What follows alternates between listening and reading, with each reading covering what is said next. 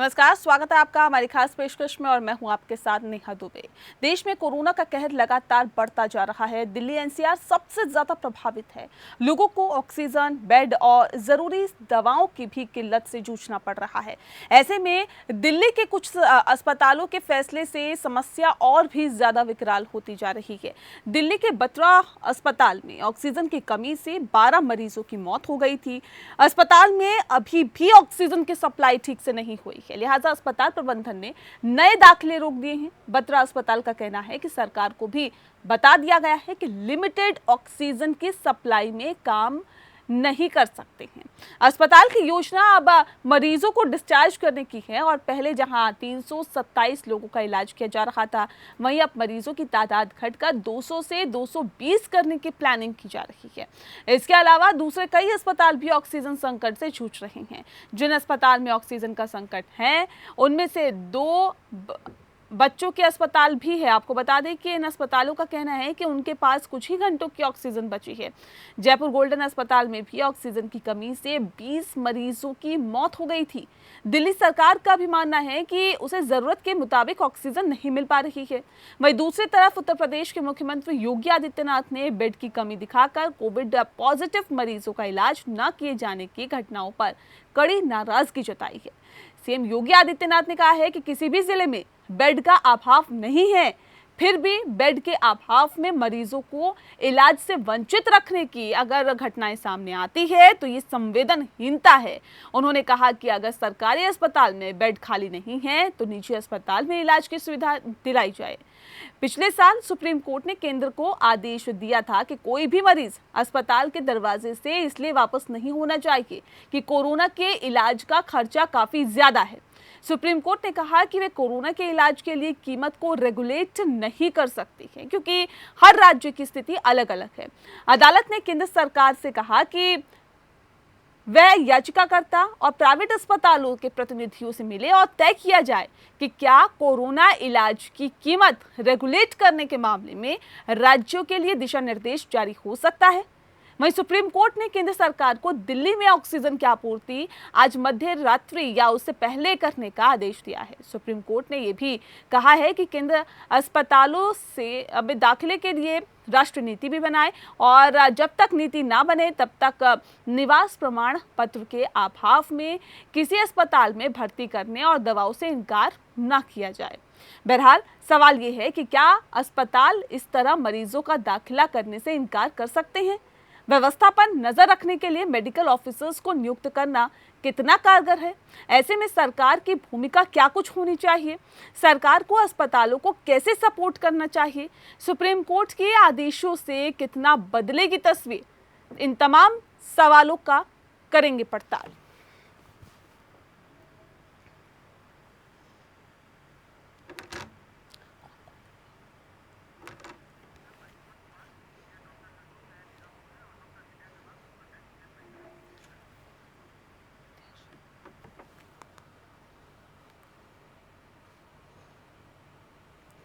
जी, आपको बता दें कि जो हालात फिलहाल देश में बने हुए हैं वो काफ़ी गंभीर है और इसके मद्देनज़र ये कहा जा सकता है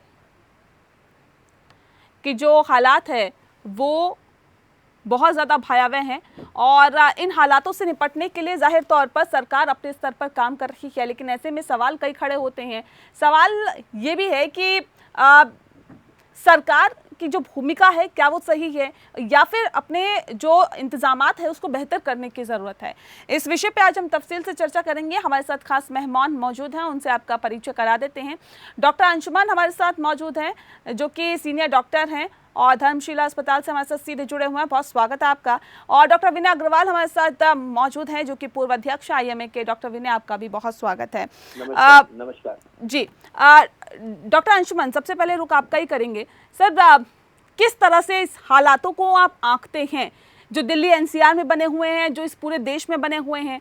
ऑक्सीजन की कमी, बेड्स की कमी, आईसीयू की कमी, ये ऐसी तमाम समस्याएं हैं जो आप आमतौर पर देख रहे हैं देश भर में बनी हुई है ये समस्या, जिसकी वजह से कई लोगों की जान भी जा चुकी है। इन समस्याओं को आप कैसे आंकते हैं? इन तस्वीरों को आप कैसे देखते हैं, डॉक्टर अंशुमन? बिल्कुल, एक शब्द में मैं बोलूँ बस इंतजामी है। इसको हेल्थ केयर मैनेजमेंट लैंग्वेज में जब अस्पताल की बात होती है तो बिल्डिंग नहीं, एक बिल्डिंग के अंदर सारे इंफ्रास्ट्रक्चर होते हैं जिसमें monitor, oxygen, doctor, paramedical staff और इससे continuous running supply chain management, मतलब दवाइयाँ, ऑक्सीजन समय पे मुहैया हो। इसमें अस्पताल प्रशासन क्या करेगा? सारी चीजों की व्यवस्था सुदृढ़ करेगा, लेकिन जो डिमांड सरकार की तरफ से पूरी होनी है, ऑक्सीजन का इंतजाम और जो भी बच्चा अस्पताल का आप दिखा रहे हैं जी, उसमें तो सरकार को करना पड़ेगा। अच्छा, सरकार कोई पार्टी नहीं होती है, जो दर्शक देख रहे हैं उसको समझना पड़ेगा। सरकार में चुने हुए लोग जिनको एक व्यवस्था सुदृढ़ करनी है, उसमें कोई एक्सक्यूज नहीं है कि केंद्र और राज्य की लड़ाई से कोई मतलब नहीं। पब्लिक को मतलब है कि आप स्वास्थ्य व्यवस्था मुहैया कराइए। तो इसके बाद इंतजामी हुई। दूसरा कहोगे कि अनएक्सपेक्टेड था क्या? नहीं, अनएक्सपेक्टेड नहीं था। हम जिन कंट्री से पीछे चल रहे हैं उनके यहाँ सेकेंड वेव आके जनवरी में खत्म हुआ, हमारा एक्सपेक्टेड था मार्च एंड में आने का। पूरा साल मिला इंतजाम करने का, तैयारी करने के लिए, लेकिन हमने तैयारी नहीं की और उसी का नतीजा हमें देखने को मिल रहा है। महाराष्ट्र में हमने देख लिया, आप दिल्ली में देख रहे हैं और उत्तर प्रदेश में देख रहे हैं। अभी की सिचुएशन इससे बदतर होगी। हमें बिल्कुल मेडिकल मैनेजमेंट ऑफ कोरोना करना पड़ेगा। अभी तक पॉलिटिकल और ब्यूरोक्रेटिक मैनेजमेंट हो रहा, उसको बंद करना पड़ेगा। बिल्कुल, हालात को बेहतर करना पड़ेगा। लेकिन डॉक्टर विनय, आपसे मैं जानना चाहूंगी कि क्या अस्पताल इस सिचुएशन में, जो हालात और जो स्थितियां फिलहाल बनी हुई है देश भर में, क्या अस्पताल इस तरह मरीजों को दाखिला करने से इनकार कर सकते हैं क्या? अगर उनके पास व्यवस्था नहीं है, बेड्स नहीं है, ऑक्सीजन नहीं है, आईसीयू नहीं है, तो क्या वो इनकार कर सकते हैं, मना कर सकते हैं? आपकी बात में आपका जवाब भी मिला हुआ है। आपने सवाल किया और जवाब भी साथ में है। अगर अस्पताल के पास फैसिलिटीज नहीं है तो अस्पताल उन मरीजों को अंदर लेकर करेगा क्या? आप देखिए, 3 तरीके के इस पूरी लड़ाई में 3 स्टेक होल्डर्स हैं। जनता है, डॉक्टर्स हैं और सरकार है। जिस समय ये एक तरीके से पॉलिसी और सिस्टम फेलियर है, जहां पे जनता भाग रही है ऑक्सीजन लेने के लिए, डॉक्टर्स लोग जिनको मरीज का इलाज करना चाहिए वो ऑक्सीजन और दवाइयां इकट्ठी कर रहे हैं। उनका सारा का सारा जो मैनेजमेंट है वो एक जगह से दूसरी जगह सिलेंडर इकट्ठा करता फिर रहा है। और सरकार जो है वो एक के बाद एक नया सर्कुलर निकाल के जो पॉलिसी है, वो जो जिसका टोटल फेलियर है, वो ड्राइंग रूम में बैठ के काम कर रही है। मैं बड़ा स्पष्ट हूँ, मेडिकल एक्टिविस्ट हूँ, इसलिए साफ साफ बोलता हूँ। बिल्कुल राइट। मेरे को कहना यह कि जब तक ये तीनों स्टेक होल्डर्स अपनी जिम्मेदारी नहीं समझेंगे तब तक कोरोना से आप निजात नहीं पा सकते। हमारा काम, हम कंधे से कंधा मिला के सरकार के साथ काम करने को तैयार है, काम कर रहे हैं। हमारे डॉक्टरों ने 800 डॉक्टरों की मौत हुई पहले, अब 200 के करीब डॉक्टर सेकेंड वेव में डेथ हो चुकी है। हम अपनी लाइफ को रिस्क करके इस लड़ाई से लड़ रहे हैं। पहली बार हमें पीपी किट्स नहीं मिले थे, मास्क नहीं मिले थे, चीजें नहीं मिली, तब लड़ रहे थे। आज हमारा पॉलिसी फेलियर है, ऑक्सीजन नहीं मिल रही है, हमें चीजें नहीं मिल रही है। 24-24, 36-36 घंटे थक चुके हैं डॉक्टर्स बुरी तरीके से। आप सोचिए, एक सिलेंडर लेने के लिए 24 घंटे लाइन में खड़ा होना पड़ता है। इसको कोई हाईलाइट नहीं कर रहा है। और जिस प्रोसेस के लिए आदरणीय सुप्रीम कोर्ट को इंटरवीन करना पड़े और सेंटर और स्टेट को ये कहना पड़े कि तुम्हारी गलतियां हैं, तुम्हारे सिस्टम फेलियर है, तुमको सुधारना पड़ेगा, तब तक नहीं हो सकता। आप बताइए, मेरे अस्पताल में 40 पेशेंट्स हैं, मैं कैसे 45 पेशेंट रखूंगा, उनका क्या करूंगा? ठीक है, तो ये तो उस जगह, ये तो सिस्टम को देखना पड़ेगा। बिल्कुल सिस्टम को देखना पड़ेगा। और इस सिस्टम को देखने के लिए डॉक्टर अंशुमान, व्यवस्था पर नजर रखने के लिए अगर मेडिकल ऑफिसर्स को तैनात कर दिया जाता है, सर व्यवस्थाएं एक तरह से सुचारू रूप से नहीं चल पा रही है, या फिर यूं कहें कि जिस तरह से आपको सुविधाएं रखनी चाहिए थी उतनी सुविधाएं आपने नहीं रखी। अगर अस्पतालों के पास ऑक्सीजन नहीं है, बेड्स नहीं है, आईसीयू नहीं है, फैसिलिटीज़ नहीं है, पीपीई किट का भी जिक्र अभी डॉक्टर विनय ने किया कि तमाम तरह की दिक्कतों से डॉक्टर्स को दो चार होना पड़ रहा है, व्यवस्थाएं ठीक नहीं है, जो सिस्टम है वो ठीक से काम नहीं कर पा रहा है, ऐसे में नज़र रखने के लिए मेडिकल ऑफिसर्स को तैनात करना, क्या आपको लगता है कि ये कारगर हो रहा है या फिर होगा? नेहा, बहुत अच्छा सवाल पूछा।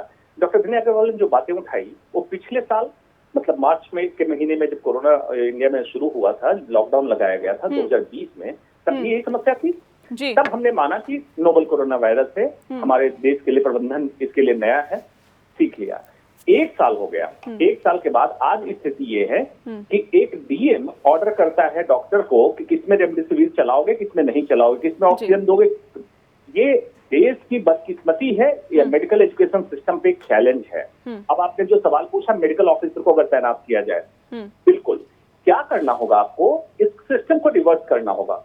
मेडिकल ऑफिसर तैनात हो, सिस्टम में देखे क्या कमी है, कैसे इसको दुरुस्त करेंगे, वो जो ऑर्डर करे उसको ये आईएएस ऑफिसर और लेजिस्लेटर, मंत्री, मुख्यमंत्री, ये उसको पूरा करे, उसको सुविधा मुहैया कराए। ये सिस्टम रिवर्सल की जरूरत है, लेड बाय मेडिकल पीपल, जो क्लिनिशियन है, जो क्लिनिकल प्रैक्टिस में है, वो लीड करे सिस्टम को, और ये लोग एग्जीक्यूटर बने। इनको जो ऑर्डर किया जाए, इतने ऑक्सीजन की सप्लाई कराओ, इतने बेड की व्यवस्था कराओ, आज ही ये सिस्टम चेंज हो जाएगा, आपको देश में सुधार दिखने लगेगा तुरंत। बिल्कुल। डॉक्टर विनय, क्या ऐसे सुधार मुमकिन है जिस बात का जिक्र डॉक्टर अंशुमन कह रहे हैं? डॉक्टर अंशुमन ने बिल्कुल ठीक कहा कि policy makers have to make good policies and they have to be a part of it. हमें ड्राइंग रूम से निकलकर ग्राउंड पे आना पड़ेगा। मेरे को चाहिए कि ऑक्सीजन जो है मेरे अस्पताल में मिले, ना कि मैं जाऊं 52 किलोमीटर दूर ऑक्सीजन लेने। तो अगर जब तक ये सब चीजें हम मिलजुल के करेंगे, ये महामारी है, ये ऑर्डिनरी बीमारी नहीं है, इसमें सबका रोल है, हम सब अपना अपना पार्ट प्ले करें। तो मैं तो ऑप्टिमिस्ट हूँ, मुझे एक अच्छी लाइट नजर आ रही है इसके बाद, बट हम सबको अपना अपना रोल प्ले करना पड़ेगा। और जब तक नहीं, जहाँ तक आपने मेडिकल ऑफिसर की बात की, बिल्कुल जरूरी है, नर्सेज भी जरूरी है, जहाँ जहाँ से रिसोर्सेज मिल सकते हैं उन सबको लेना चाहिए, लेकिन उनको प्रॉपरली एम्प्लॉय करना चाहिए, प्रॉपर जगह पर भेजना चाहिए। और आप सोचिए, आप 5000 बेड्स बना दिए ऑक्सीजन के, और जो 5000 ऑलरेडी चल रहे हैं उनमें ऑक्सीजन नहीं है। ये तो पॉपुलिस्ट अप्रोच है ना हमारे पॉलिटिशियंस की। पहले जो 5000 चल रहे हैं या 25000 चल रहे हैं, उनको फैसिलिटीज मुहैया कराओ, उसके बाद बेड बढ़ाओ। बेड बढ़ा के नाम देने के लिए कि 5000 बेड्स बढ़ गए हमारे ऑक्सीजन के साथ, और जो बाकी है उनको ऑक्सीजन, ये पॉलिसीज खराब है। इन पॉलिसीज को हमें ठीक करना पड़ेगा, और जब तक इन पॉलिसीज को ठीक नहीं करेगा, वो एक आदमी नहीं करेगा, सब लोग मिलजुल के करेंगे, सब लोग मिलजुल के करेंगे। डॉक्टर विनय, ये भी मुझे बताइए कि सरकार की अभी भूमिका क्या होनी चाहिए फौरी तौर पर, क्योंकि अभी हालात बहुत क्रिटिकल है, जैसा कि आप देख रहे हैं। दिल्ली एनसीआर को ही छोड़ दीजिए, बाकी और तमाम जगहों पे भी अगर मैं बात करूं, चाहे उत्तर प्रदेश के लखनऊ की बात करूं, गाजियाबाद की, नोएडा की बात करूं, या फिर महाराष्ट्र की मुंबई की बात करूं, ये तमाम ऐसी जगह है सर जहां पर क्रिटिकल सिचुएशन है, और जाहिर तौर पर वहां पर फौरी तौर पर सरकार को कदम उठाना क्या कुछ चाहिए जिससे कि कुछ हद तक राहत हो सके? मैं आपको दो सर्कुलर बताता हूँ, उससे सरकार की आपको पता लग गया। जैसे आपने अभी कहा, योगी आदित्यनाथ ने कहा किसी भी मरीज को वापस किया तो एक्शन लिया जाएगा। दूसरा मैं आपको बताता हूँ कि एक छोटा नर्सिंग होम है जिसने कहा कि हमको ऑक्सीजन दो, सुबह से रो रहा था, जब उसे ऑक्सीजन नहीं मिली तो उसने कहा मैं नया पेशेंट नहीं लूंगा। उस पर डीएम ने उसको सील करने का ऑर्डर दे दिया। ऑक्सीजन अरेंज करना अस्पताल का काम है, ना कि एडमिनिस्ट्रेशन का काम है। अगर ऐसे लोग पॉलिसी बनाएंगे और ऐसे लोग ऊपर बैठे होंगे तो कैसे आप इस महामारी से लड़ सकते हैं? योगी आदित्यनाथ को चाहिए अस्पतालों को बोले कि आपको क्या चाहिए मैं देता हूं, मरीजों को वापस मत करो, मेरी टीम आपको प्रोवाइड करेगी, मैं मरीजों को। और ऐसे ही वो डीएम जो बैठा है उसको अपनी टीम को भेजना चाहिए कि उस ऑक्सीजन में, उस अस्पताल में इमीडिएटली ट्रक से ऑक्सीजन पहुंचाई जाए, ना कि उसको कहा जाए कि तुमको सील कर देंगे। तो हमको प्रेशर में काम नहीं करना है, हमको वर्क विद ए स्माइल करना है। वर्क विद ए स्माइल तभी होगा जब सब लोग मिल के काम करेंगे। मेरी ये प्रार्थना है कि आइए मिलजुल के काम करें, इस महामारी से लड़े। अदरवाइज इतनी सारी मौतें हो चुकी हैं और बहुत सारी मौतें होने वाली है, उनको बचाएं। ठीक है डॉक्टर अंशुमन, क्योंकि आप डेली ग्राउंड लेवल पे काम करते हैं सर, आप बेहतर तरीके से बता पाएंगे कि फिलहाल अगर हम अस्पतालों की बात करें तो किन किन चीज़ों की बहुत ज़्यादा ज़रूरत है। देखिए, बाहर के इंसान को सिर्फ इतना दिख रहा है कि अभी ऑक्सीजन नहीं मिल पा रहा है, दिख रहा है कि आईसीयू बेड्स नहीं मिल पा रहे हैं, नॉर्मल बेड्स भी नहीं मिल पा रहे हैं, यानी कि दवाइयाँ, इन सब की किल्लत हो रही है। लेकिन अगर हम बहुत डीपली जाएँ तो अस्पतालों में अभी किन किन चीज़ों की बहुत ज़्यादा किल्लत है, और किस तरह से अस्पतालों को भी सपोर्ट करना यहाँ पर चाहिए सरकार की तरफ से? नेहा, अस्पताल दो तरीके के होते हैं, एक होता पब्लिक हेल्थ सेक्टर, एक होता है प्राइवेट हेल्थ सेक्टर जी। अभी दोनों को पहले तो मिल जाना चाहिए कि कितने बेड्स हैं टोटल, जिस भी स्टेट की बात करो उसको मिल जाना चाहिए। दूसरा, जो व्यवस्था आप देख रहे हो वो अति गंभीर बीमारियों का इलाज ऑलमोस्ट बंद हो चुका है, जैसे कैंसर का, हार्ट का, किडनी का, इनके रोगियों की व्यवस्था बंद कर दी गई सरकारी अस्पतालों में, तब ये फैसिलिटी मिल रही है। एक मुहावरा किसी ने कहा था, ऊंट के मुंह में जीरा, जो भी व्यवस्था है और जितनी रिक्वायरमेंट है, वो भी जीरा तब बना जबकि बाकी बीमारियों का इलाज बंद कर दिया गया। तो ये कहाँ दिक्कत आ रही है कि डिमांड सप्लाई चेन एक चीज होती है कि आपकी डिमांड कितनी है, सप्लाई कितनी है, और ये प्रिज्यूम करना होता है। ऐसा नहीं कि अभी डिमांड आई तो अभी ऑक्सीजन बनने लगेगा। एक्सपेक्टेड डिमांड नेक्स्ट मंथ क्या होगी, इसको पहले से आप फुलफिल कर लो। इसके लिए जैसे पिछले साल ऑक्सीजन प्लांट लगना था दिल्ली में 8, एक भी नहीं लगा, एक लगा है जो कि फंक्शनिंग नहीं है, और 7 तो लगे ही नहीं। तो आपने प्रिज्यूम नहीं किया था कि सेकेंड वेव आएगा। आज ही कह देता हूं, आपके आर्काइव में एपीएन में रख लीजिएगा, थर्ड वेव भी आना है बहुत जल्दी, सेकेंड वेव के खत्म होते हैं, और फोर्थ वेव भी आना है। आपकी तैयारी क्या है उसके लिए? तो व्यवस्थाओं में कहां कहां कमी आ रही है, कोऑर्डिनेशन नहीं है, जो हॉस्पिटल मैनेजमेंट है और जो ब्यूरोक्रेट्स हैं, ब्यूरोक्रेट्स डिक्टेटरशिप कर रहे हैं। वो धमका के कहते हैं तुम्हें करना पड़ेगा, तो भाई सप्लाई नहीं है तो क्या करेगा? अस्पताल बंद कर देता है, कहता है कि जब मेरे पास ऑक्सीजन नहीं है तो मैं कहां से पेशेंट लूं। इनको सामंजस्य बिठाना होगा और सामंजस्य सुदृढ़ करना होगा, व्यवस्थाओं को बहुत सुदृढ़ करना होगा, तब जाके हम डिलीवरी कर पाएंगे। अदरवाइज सिर्फ दिखाते रहेंगे कमी है, कमी है, कमी पूरी कैसे होगी? कमी ऐसे पूरी होगी कि जो डिमांड रेज की जाए उसको आप सरप्लस में पूरी करें। अब ये कैसे पूरी करें? इलेक्शन लड़ने समय आप पूछने नहीं गए थे कि कैसे लड़ना है इलेक्शन, आपने गवर्नेंस का जिम्मा लिया, शपथ लिया है, तो शपथ की तरह आप पूरा करें जो भी डिमांड की जा रही है। आप उससे पीछे नहीं हट सकते हैं। बिल्कुल, उससे पीछे हटना भी नहीं चाहिए। डॉक्टर विनय, सवाल इस बात को लेकर है कि सुप्रीम कोर्ट के आदेश के बाद क्या आपको लगता है या एक उम्मीद, एक आस जगी है कि कुछ हद तक तस्वीर बदलेगी? देखिए, डेफिनेटली बदलेगी। आफ्टर ऑल ये सिचुएशन हमेशा के लिए नहीं रहनी है। धीरे धीरे चीजें थोड़ी सी सुधरी भी हैं और आगे भी सुधरेंगी, ऐसा मेरा पूरा विश्वास है। मुझे लगता है कि इसमें सुप्रीम कोर्ट को इंटरवीन ना करके अगर एडमिनिस्ट्रेशन पहले ध्यान देता तो शायद इस सिचुएशन में हम नहीं आते। लेकिन चलिए, जब भूल हुई, जब सुधार हुआ, अब सुप्रीम कोर्ट ने आज रात तक का टाइम दिया है सरकार को, और उनको ये भी कहा है कि जो रिक्वायर्ड ऑक्सीजन है वो सब जगह पहुंचाई जाए। अब सरकार का काम है कि उसका प्रॉपर डिस्ट्रीब्यूशन कैसे होता है। उनको ये भी देखना पड़ेगा कि छोटे हॉस्पिटल्स हैं, नर्सिंग होम्स हैं, उनकी सप्लाई जो है कहाँ से हो रही है, सुचारू रूप से होनी चाहिए। इन सब चीजों पे जब देखेंगे तो मिलजुल के मुझे लगता है कि हम आगे इस लड़ाई को अच्छे सक्षम तरीके से लड़ सकेंगे। तो इस बात में मुझे कोई दो राय या शक नहीं। डॉक्टर अंशुमन, अभी एक हाल ही में मामला सामने आया है, ताज़ा मामला यही है कि कर्नाटक के एक अस्पताल में ऑक्सीजन देरी से पहुंचने की वजह से अस्पताल में 24 कोविड मरीजों की मौत हो गई। इससे पहले सर हमने देखा कि किस तरह से जयपुर गोल्डन में भी मौतें हुई थी, ऑक्सीजन की कमी से ही हुई थी, और ऐसे तमाम और हॉस्पिटल्स हैं जहाँ पर ऑक्सीजन की कमी से मौतें हुई है। सर, सवाल इस बात को लेकर है, देखिए आम जनता तो सिर्फ यही उम्मीद करती है कि उसे व्यवस्थाएं बेहतर मिले और स्वास्थ्य सुविधाएं मिले, लेकिन अस्पताल कह रहा है कि इसमें हमारी कहाँ खामी है, क्योंकि ऑक्सीजन नहीं पहुंच पा रही है, तो अब हम क्या करें, कहाँ से दें? किसकी खामी है, किसकी कमियां हैं और किस वजह से इस तरह की दिक्कतों का सामना लोगों को करना पड़ रहा है, मौतें हो रही है?